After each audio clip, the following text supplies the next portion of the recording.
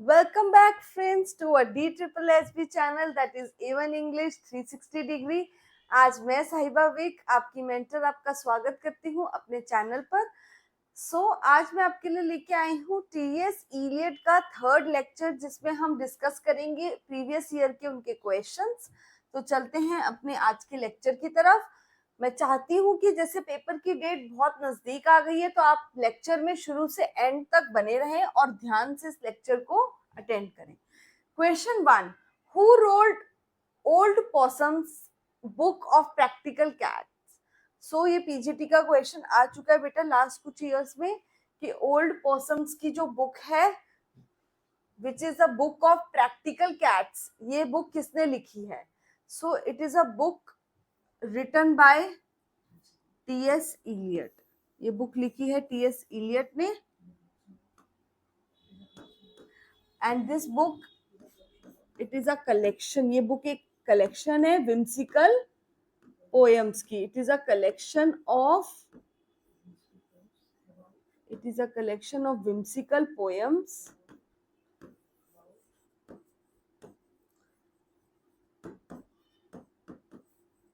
whimsical poems about feline psychology and sociology.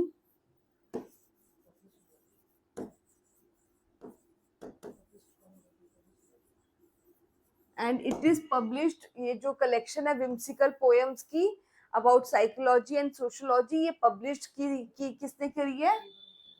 Faber and Faber, and published by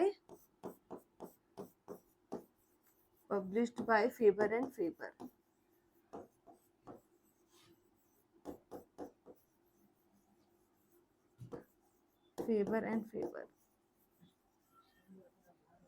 ये सारी बातें आपको ध्यान रखनी है कि ओल्ड पोसम की बुक क्या है। ओल्ड पोसम की बुक एक कलेक्शन है विम्सिकल पोएम्स की, एंड वो पोएम्स जो किसके बारे में है? About the feline psychology and sociology के बारे में है। ठीक है, फेलाइन साइकोलॉजी एंड सोशियोलॉजी के बारे में है पोएम्स की collection, and it is being published by Faber and Faber. So answer is C. Number 2, who among the following critics discerned in the Shelleyan lyric the signs of adolescence? कौन से ऐसे critic हैं जिन्होंने पाया था किसमें? शैली के लिरिक्स में कि there were signs of adolescence. शैली के जो लिरिक्स थी, जो भाषा शैली थी, उसके अंदर काफी ज्यादा वर्ड्स की यूज थी which are related to the adolescence. This is being found by T.S. Eliot. ये T.S. Eliot ने पाया था Shelleyan lyrics में. This is found by T.S. Eliot. Question 3. Which of the following poem of T.S. Eliot is often referred to as his conversion poem because it is one of the first long poems he wrote after converting to Anglicanism, the officially established Christian Church of England? I told you in the last lecture that in 1827 he went to England and baptized himself. उन्होंने अपने आप को baptized किया था, and after that he converted to Anglicanism. This is being referred to as his conversion. तो ये इनका conversion था religion, Christian religion में. और ऐसी एक long poem है जो उन्होंने लिखी थी, one of the first long poems he wrote just after the conversion. जैसे ही उन्होंने अपना religion एंग्लिकिज्म में convert किया, उस तुरंत ही उन्होंने एक poem लिखी थी, and that poem was Ash Wednesday. Ash Wednesday एक poem लिखी थी उन्होंने. This is a poem based on religious struggles. ये poem based थी religious struggles पे, and written just after the conversion of his religion. Question 4. One of the following terms not associated with the T.S. Eliot. कौन सी इनमें से term T.S. Eliot के साथ associated नहीं है? मैंने आपको सारी टर्म्स पढ़ाई हैं उसकी ऑब्जेक्टिव कोरिलेटिवनेस क्या है, टीएस इलियट की टर्म है। डिसएसोसिएशन ऑफ सेंसिबिलिटी भी टीएस इलियट की टर्म है। And impersonality in poetry is also TS Eliot's term. तो कौन सी नहीं है, negative capability. It is associated with John Keats. It is the term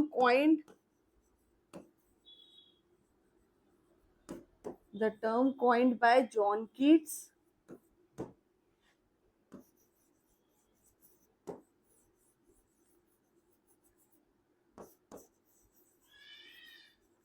ये टर्म कॉइंड की है जॉन कीट्स में।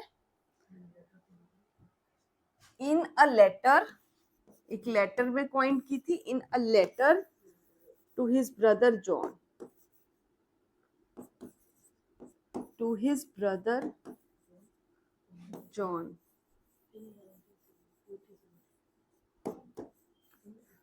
To his brother John in 1870। Question 5, the last lines of the poem, last lines जो थी पोएम की, the Wasteland, makes use of the scriptural writing from. जो last lines थी poem Wasteland की, that makes use of the scriptural writings. Scriptural writings कहाँ से, from Sanskrit. Sanskrit की जो राइटिंग्स थी उनमें से वेस्टलैंड का कुछ पोर्शन लिया गया था लास्ट सेक्शन का। लास्ट सेक्शन कौन सा था वेस्टलैंड का, कोई बता सकते हैं? मैंने बहुत बार पढ़ाया है, बहुत बार I have repeated, so give the answer. What the thunder said.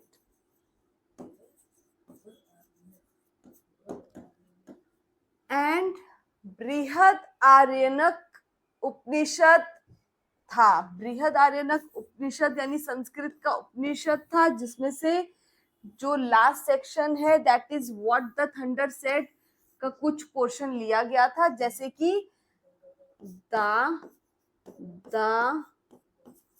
और द, इसका मतलब दम,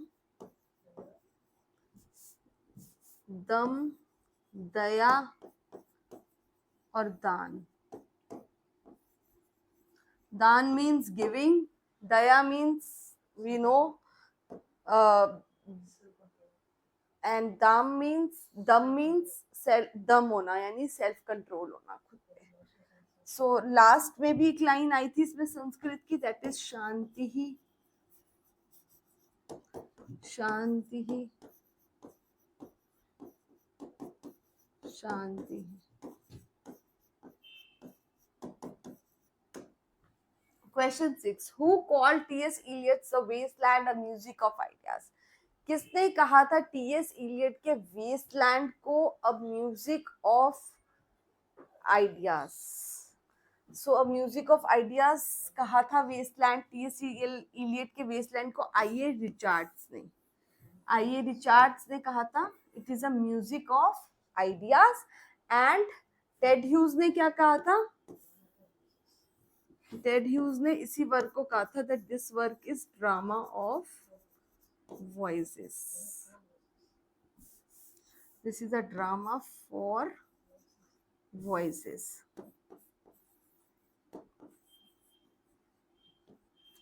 इजरा पाउंड कौन थी? इजरा पाउंड वो थी जिनको ये वेस्टलैंड डेडिकेट की गई थी। So Wasteland was dedicated, Wasteland was dedicated to Ezra Pound. Dedicated to Ezra Pound. Question 7. Which one of the following is not a drama by Eliot? इनमें से कौन सा ऐसा ड्रामा है जो Eliot का नहीं है? Is not a drama by Eliot. So Ash Wednesday is a long poem by Eliot. ये एक long poem है by T.S. Eliot. It is not a drama, and rest others are the dramas by T.S. Eliot. ये सारे क्या हैं? Dramas हैं by T.S. Eliot. Question number 8. Who has written the book The Art of T.S. Eliot? ये जो book है Art of TS. Eliot, ये किसने लिखी है? So the book Art of TS. Eliot is written by Helen gardener.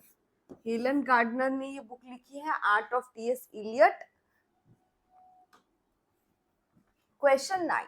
The historical sense compels a man to write not merely with his own generation in his bones, but with the feeling that the whole of the literature of Europe from Homer has a stimulus existence and composes a stimulus order. In which critical essay did T.S. Eliot make the above given statement? किस essay में T.S. Eliot ने ये above statement दी है? That the historical sense compels a man to write not merely with his own sense, with his own generation in his bones. यानी कि historical sense की बात आई है. जहाँ भी historical sense की बात आती है बेटा, वहाँ पे ट्रेडिशन, ओल्ड रिचुअल्स, इनकी बात आती है. जो ट्रेडिशन चलते आ रहे हैं, जो हमारे रिचुअल्स चलते आ रहे हैं. सो it is tradition and individual talent. This is a essay which is, ये ऐसे था जो लिखा गया था सबसे पहले कौन सी मैगजीन में? In the Egoist magazine. First time it was written in the Egoist magazine. Egoist magazine में सबसे पहले लिखा गया था इन 1990. Number 10. Which of the following Eliot's character is different from the rest? Eliot का ऐसा कौन सा कैरेक्टर है जो कि डिफरेंट है, बिल्कुल अलग है बाकी रेस्ट ऑफ द उसके कैरेक्टर से? So it is Prufrock. Prufrock is different from the other characters because Prufrock वो कैरेक्टर है जो कि लेमेंट करता है, which laments his physical and intellectual inertia, दोनों को. मतलब कि वो लेमेंट मतलब वो रो रहा है, वो लेमेंट दुख जता रहा है किस बात का? जो कि उसकी जो इंटेलेक्चुअल और जो फिजिकल एनर्जी है वो लॉस्ट हो गई है कहीं ना कहीं, and he is losing his opportunities in life, और उस वजह से वो अपनी लाइफ की अपॉर्चुनिटीज को लूज कर रहा है. तो प्रूफ्रॉक इसलिए डिफरेंट है because he laments over his, वो लेमेंट कर रहा है, he laments over his intellectual and physical inertia,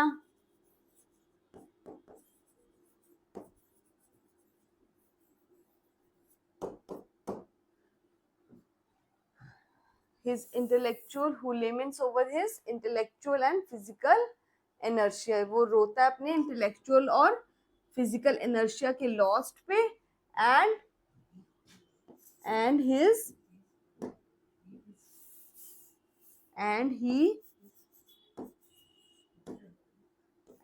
is haunted by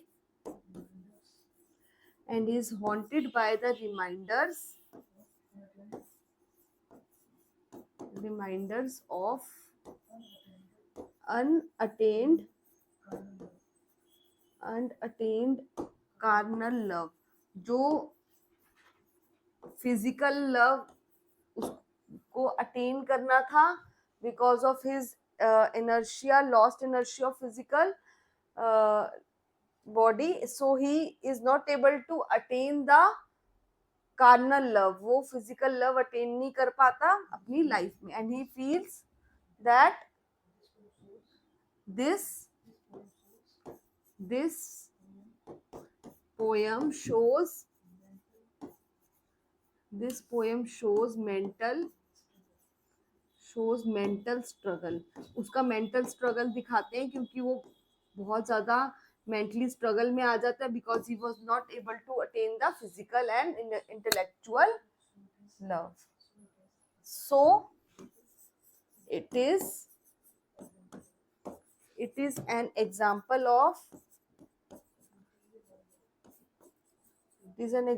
of interior monologue, क्योंकि उसके अंदर की जंग है, वो अपने अंदर से जंग लड़ रहा है एक तरीके से, क्योंकि वो he is not able to attain his love, so it is a interior monologue, उसके अंदर ही जुस्तजू चल रही है। Question 11, criticism must always profess an end in view. Criticism जो है वो प्रोफेस करता है an end in view. Its function is to promote the understanding and enjoyment of literature. इसका मकसद क्या होता है क्रिटिसिज्म का, कि अंडरस्टैंडिंग करना एंड एंजॉयमेंट करना लिटरेचर को, क्योंकि जब तक क्रिटिसिज्म नहीं होगा तब तक क्रिटिसिज्म क्या है, हमें क्रिटिसाइज करके एनालाइज करता है और अंडरस्टैंड करने में टेक्स्ट को मदद करता है। बिकॉज जब तक हम एनालाइजिंग नहीं करेंगे कि इसमें क्या क्या था, टेक्स्ट में कैसे था, तब तक हम उसको अंडरस्टैंड ही नहीं कर सकते। एंड क्रिटिसिज्म इसमें हमारी हेल्प करता है। This is being said by T.S.. Eliot. ये T S. Question number 12, which of the following is the first poem of T.S. Eliot first published volume of verse? First poem of Eliot's first published volume of verse. पहली poem, पहली volume की पहली poem कौन सी थी T.S.. Elliot की? It is love song of J. Alfred Prufrock. ये पहली volume थी, उसमें पहली पोयम यही थी।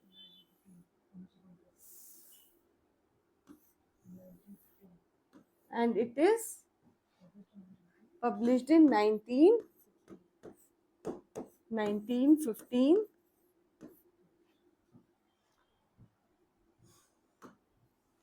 Question 13. The following given lines have been extracted from the analogy was that of the catalyst.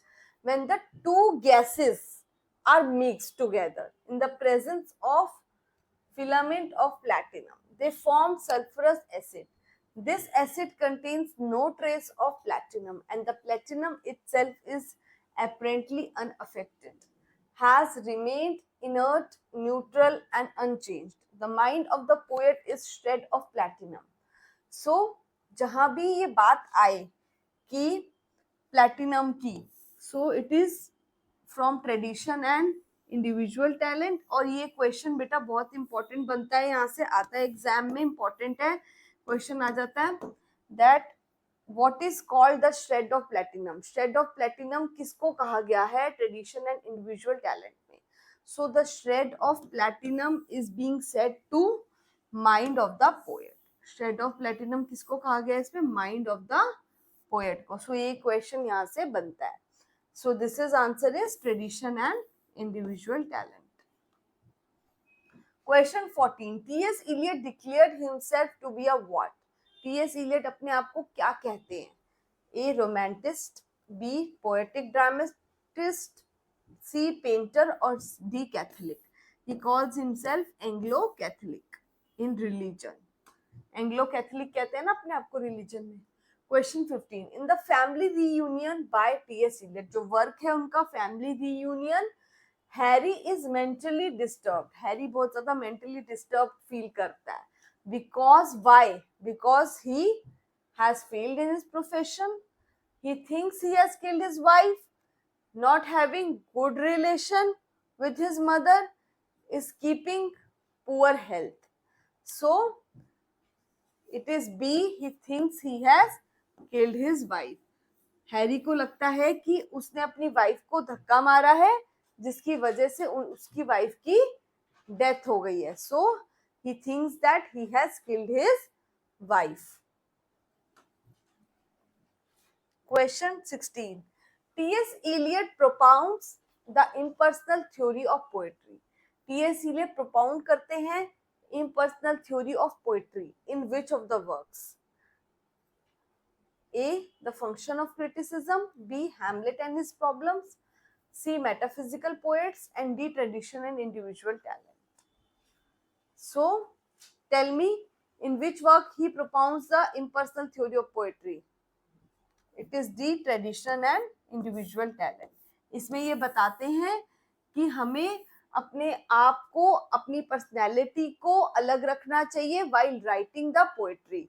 यानी कि जो भी इमेजिनेटिव वर्ल्ड हमें, जो भी इमेजिनेशंस हमें करनी पड़ती है वाइल राइटिंग पोएट्री, हमें उस पर फोकस करना चाहिए इंस्टेड ऑफ अपनी जो लाइफ है उसको हमें अपनी लाइफ की डिस्टर्बेंसेस प्रॉब्लम्स उन सबको इन्वॉल्व नहीं करना चाहिए, अपनी पर्सनैलिटी को सेपरेट रखना चाहिए पोएट्री से। Question 17, dash is the cruelest month in TS Eliot the Waste Land. Important question है, इजी भी है और बार बार आया है अप्रैल पे question, that April is the cruelest month in TS Eliot's the Waste Land. So answer is April. April को क्रूएलेस्ट मंथ कहा गया। Question 18, which among the following is not the symbol of the Waste Land. इनमें से कौन सा जो है symbol नहीं है वेस्टलैंड का, is not a symbol in the Waste Land. A tarot cards, B fire, C water and D houses.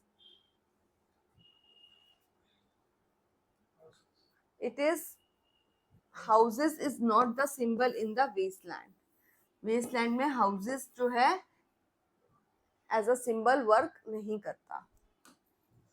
Question 19, which explanation of Datta Daya Damyata which Iliad inverted from the original seems more suitable to you? Dam Daya Dan, दम दया दान, D D D. I have told you कि ये तीनों संस्कृत के words हैं and which Eliot inverted from the original seems most to you. So इनका meaning वो पूछ रहा है। सो अगर हम इसको सिंपल लिख दें, दम दया एंड दान, यानी कि दत्ता मीन्स गिविंग, दत्ता मतलब देना, गिविंग। दया मीन्स कंपैशन, दमयता मीन्स दम, दम मतलब कंट्रोल, ठीक है, सेल्फ कंट्रोल। तो इसको देखेंगे गिविंग का है, giving compassion control, that is option C. Question 20, which poem of T.S. Eliot was made from the unused material of Murder in Cathedral in the Cathedral? So कौन सी poem है T.S.. Elliot की जो made which is made from the unused material of Murder in, कौन सी जो poem है that was made the unused material? It is Burnt Norton.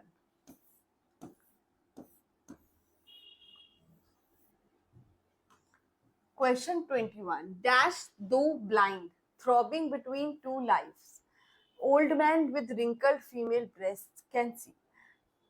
In the wasteland, who speaks the above lines? Though blind, throbbing between two lives, old man with wrinkled female breasts is said by Tiresias. ये lines कहीं है Tiresias ने, and Tiresias is present, is the speaker, ये speaker है, speaker of Waste Land, Tiresias speaker है Waste Land का, and also he is present throughout the poem, पूरी poem के हर स्टेंजा में प्रेजेंट है, बिकॉज ये स्पीकर है throughout all sections of the poem. He is present throughout all sections of the poem. Because यही सब कुछ बोलता है, स्पीकर यही है, तो हर सेक्शन में प्रेजेंट होगा। Question 22. Which words describes the emotions and tone of the neurotic woman in the wasteland when she says, "My nerves are bad tonight"? Yes, bad. Stay with me, speak to me. Why do you never speak? Speak. What are you thinking? What thinking? What? I never know. What are you thinking? Think.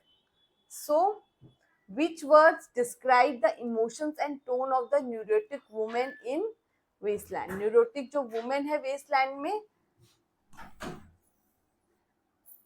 उसकी कौन सी emotions को और tone को describe करता है जब हम ये उसकी वर्ड्स पढ़ते हैं? Which emotions are being described here? A, calm, peaceful. B, urgent, anxious. C, waning, monotonous. And D, angry, nervous. So it is describing the emotions. Tell me beta, इनसे कौन सा emotions है? It is urgent and anxious. उसके urgent and anxious emotions को describe करता है. Because देखिए वो बोल रही है my nerves are bad tonight. Anxious हो रही है, उसकी नर्व्स बहुत बैड है tonight. Yes bad, stay with me, speak to me, why do you never speak, what are you thinking, what are you thinking. मतलब एकदम से she is becoming very anxious also. What are you thinking, what I never know what are you thinking. So anxious हो रही है बहुत ज्यादा. Question 23. The title A Game of Chess has been taken from Women Beware Women. So एक title है A Game of Chess. ये लिया गया है, कहाँ से लिया गया है ये title? So it is taken from, ये लिया गया है वुमेन बिवेयर वुमेन से लिया गया है गेम ऑफ चेस का टाइटल. एंड ये वर्क लिखा है मिडल्टन ने.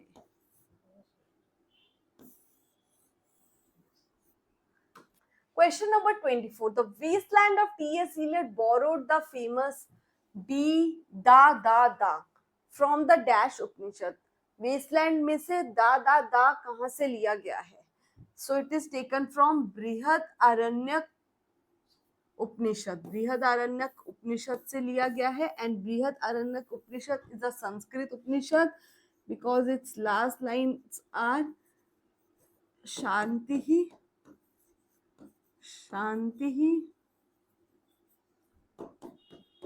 and shanti.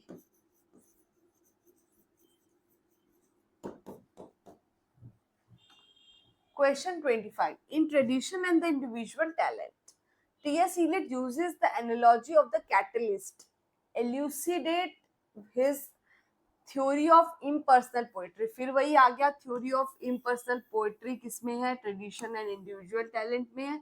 He cites the example of a filament of platinum and the poetic process. This is equivalent to, तो वो वही पूछ रहा है जो मैंने आपको पहले बताया था कि प्लैटिनम का जो कंपैरिजन है, फिलामेंट ऑफ प्लैटिनम का जो कंपैरिजन है वो किससे किया गया है? मैंने आपको बताया था the mind of poet. The mind of poet को ही कहा गया है, क्या कहा गया है? Filament of platinum. Question 26. Trace in the following attributes that has not been correctly matched with T.S. Eliot's wasteland. इनमें से कौन सा करेक्टली मैच्ड नहीं है? तो ये क्वेश्चन ध्यान से पढ़ना बेटा, बिकॉज इट इज, इसके अंदर से भी क्वेश्चंस आ सकते हैं. ये डिस्क्रिप्शन है हर सेक्शन का. पहला सेक्शन था उनका burial of the dead. So burial of the dead में बताता है वो introduces the diverse themes of disillusionment and despair. So बिल्कुल सही है. फर्स्ट जो इनका ब्यूरियल ऑफ द डेड है वो क्या बताता है? डाइवर्स थीम्स, मतलब डिफरेंट थीम्स बताता है ऑफ डिसइल्यूजमेंट एंड डिस्पेयर. डिस्पेयर मतलब ब्रोकननेस, सैडनेस, उसके काफी ज्यादा डिसइल्यूजमेंट और डिस्पेयर के थीम्स बताता है. Second, a game of chess employs vignettes of several characters. ये बिल्कुल ठीक है. several characters के बारे में बताता है. same narration that addresses those themes experientially. So this is wrong. same narrations नहीं होती, altering narrations होती है. alternating narrations, same नहीं है, alternating है. alternating narrations that address those themes experientially. The Fire Sermon offers a philosophical meditation in relation of the imagery of the death. Fire Sermon में images हैं किसकी? Death की. ठीक है, फिलोसॉफिकल मेडिटेशन है और इमेजेस है डेथ की. बिल्कुल सही है. Death by water includes a brief lyrical petition. Death by water जो है वो डीप ब्रीफ लिरिकल पेटिशन को इंक्लूड करता है. बिल्कुल सही. what the thunder said concludes an image of the judgment. बिल्कुल सही. So answer is B wrong है, क्योंकि ये सेम नरेशंस को नहीं एड्रेस करता, it addresses the alternating narrations. So answer will be only second option. Question 27. A game of chess, the second section in the wasteland, is also the title of a play to which T.S. Eliot refers in his notes. That play was written by. तो जो game of chess है, इसका जो second section है, second section of Westland, उसका जो title है वो कहाँ से लिया गया है? उसका जो टाइटल है दैट इज वुमेन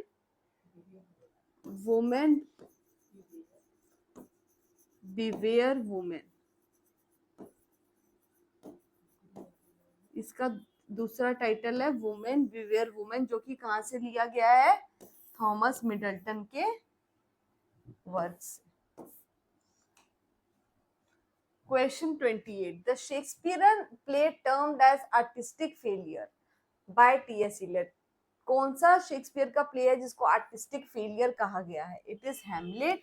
हेमलेट में आर्टिस्टिक फेलियर कहा गया on the basis of dissociation, on the basis of objective correlativeness, क्योंकि इसके अंदर हेमलेट के अंदर ऑब्जेक्टिव कोरिलेटिवनेस की कमी दिखती है, तो इसलिए इसको कहा गया है artistic failure. Question 29. The poem the love song of J Alfred Prufrock, जो लव सॉन्ग है जिसका नाम है जे एल्फ्रेड प्रूफ्रॉक, वो क्या है? मैंने आपको पहले भी डिस्कस किया था. वो एक इंटरनल स्ट्रगल की स्टोरी है जिसमें जो प्रूफ्रॉक होता है वो मेंटली और इमोशनली ब्रोकन फील करता है और वो अपने लव को फिजिकली अटेन नहीं कर पा रहा because of the brokenness of intellectual and physical inertia. So वो क्या है? इंटरनल स्ट्रगल है उसका. It is an internal monologue. Question 30. Which of the following has the theme of martyrdom by T.S. Eliot? कौन से ऐसा वर्क है जिसमें martyrdom यानी श्रद्धांजलि का थीम है by T.S. Eliot? So it is Sweeney Agonist, The Family Reunion, Murder in Cathedral or none of the above. It is Murder in the Cathedral, क्योंकि मार्टीडम इसलिए दिया जाता है श्रद्धांजलि क्योंकि जो मर्डर हुआ है वो किसका हुआ है? थॉमस बेकेट का. Murder in cathedral, the murder is of Thomas Beckett. Thomas Beckett कौन थे? एक आर्क बिशप थे. He was an arc bishop. और मर्डर होता कहाँ पे? कैथेड्रल में. Murder occurs in cathedral during the rain of Henry second. और किसकी उस टाइम सत्ता चल रही होती है? सेंट हेनरी सेकेंड की. During the rain of Henry second. During the rain of Henry second. So this is all for today. You can join us on A1 English 360 degree